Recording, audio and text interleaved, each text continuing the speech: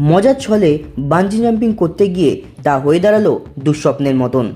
ঋষিকেশে bungee jumping করতে গিয়ে সোনু কুমার নামের এক যুবক দুর্ঘটনার মুখে পড়েন। মুহূর্তের ভুলে ঘটে যাওয়া দুর্ঘটনায় তিনি আপাতত মৃত্যুর সঙ্গে পাঞ্জা লড়ছেন। একটি সিসিটিভি ফুটেজে ধরা পড়েছে দুর্ঘটনার সেই ছবি। বাঞ্জি জাম্পিং করার পরই দড়ি ছিঁড়ে তিনি সজোরে টিনের একটি চালের ওপর এসে পড়েন।